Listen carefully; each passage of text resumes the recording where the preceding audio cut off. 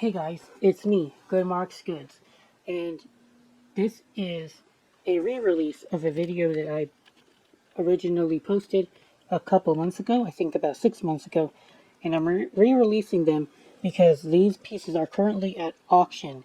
They're on the auction site r8rauctions.com.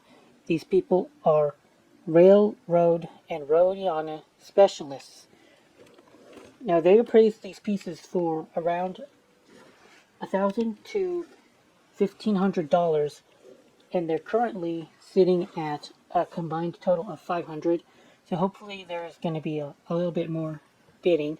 This auction ends in about 3 days. So if you guys want to, if you guys happen to enjoy railroad pieces and want to bid, I do appreciate it. If not, go ahead and just enjoy the auction. This is and the pieces. This is live, and I definitely do not find silver plate that sells this high on a regular basis. This is maybe like a once a month find for me, but it is a great find, and they called them Rio Grande Western Railroad pieces, and the numbers on the listings are lot 8568, 8570, 8574, 8576, 8578, 8582, and 8584. Alright, on to the video. Hey guys, Good Marks Kids here, and today we're going to take a look at what's in this blob of bubble wrap. Now, I am kind of fresh off of, it was a victory for me. And as far as victories go, it was a pretty good one. Now, a couple months back, I had found railroad pieces, and earlier in the month, I was able to send those railroad pieces to auction. It was 4 of them. They were made by Reed & Barton.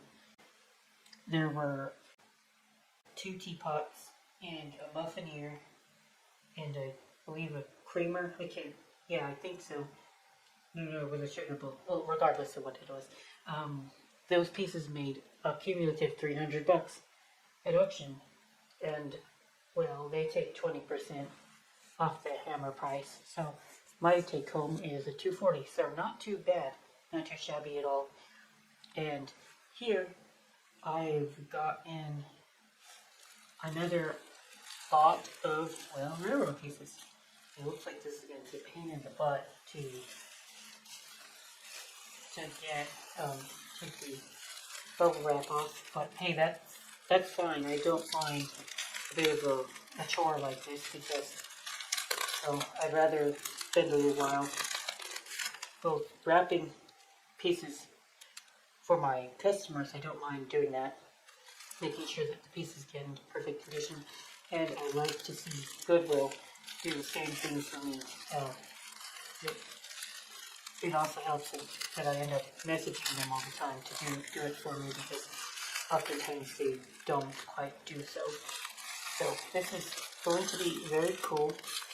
Okay, so here it is.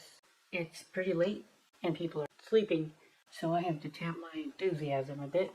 But despite the calmness in my voice, I'm actually quite excited because this is 7 pieces. Yeah, 7, 8 if you include this. I believe this is a soup tureen. It's actually a sugar bowl, but I didn't expect to see a sugar bowl that big. Oh, who finds soup tureens that were on a railroad? Anyway, this is all the Santa Fe, and I got a nice little collection going on here. Teapot with a wooden handle. The wooden handle doesn't look too bad either. No, I wouldn't say so. Unfortunately, the lid does not want to close properly on the teapot. Maybe whoever buys it can put some work on.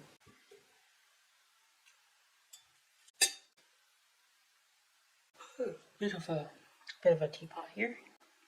They usually don't come this small, but it's a perfectly functional teapot, I would imagine. Enough to pour you 1 drink of tea. And here's another one. Got two little itty bitty teapots. Let's see. The numbers are different. It's weird. Numbers are different. This one we got 354, and then this one. No, my bad. They are both 354. They're both 354. Look at they all have this matching trim too.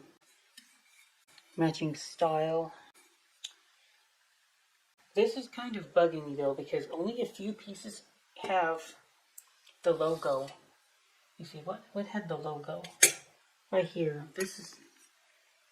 That logo is beautiful. I love it.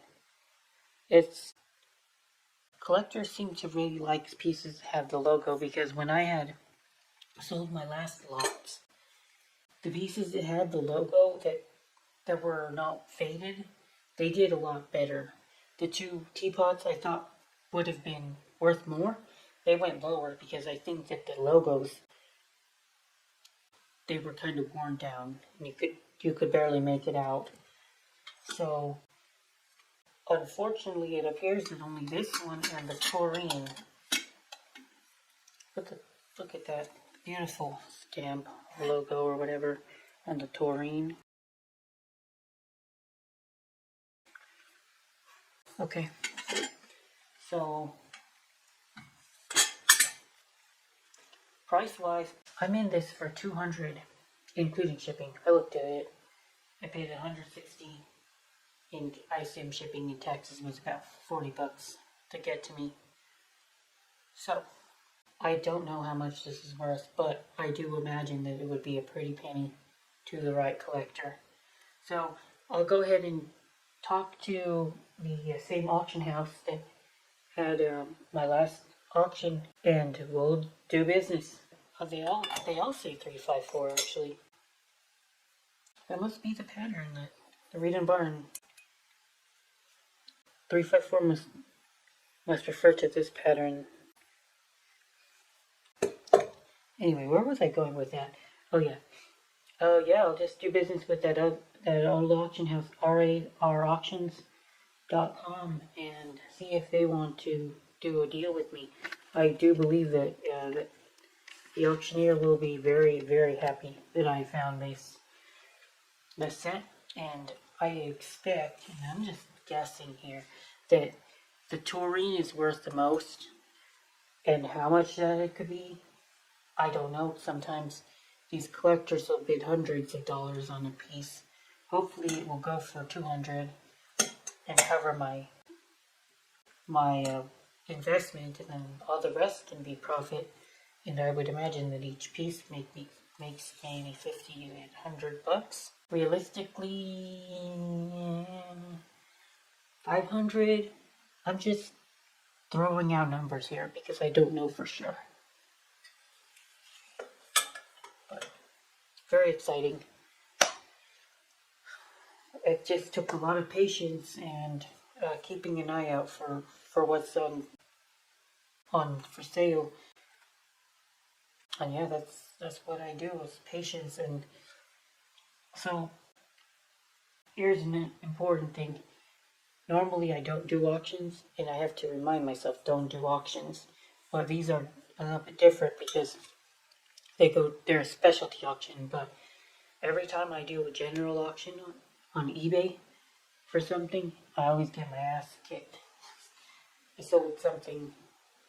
I've done a couple auctions in the past week, and they both did very poorly. And I usually make my spread by buying auctions, bidding on auctions, and selling for retail prices. And rewrap these pieces in bubble wrap, get them back into the box, and send them off to rauctions.com again. Good marks, good out.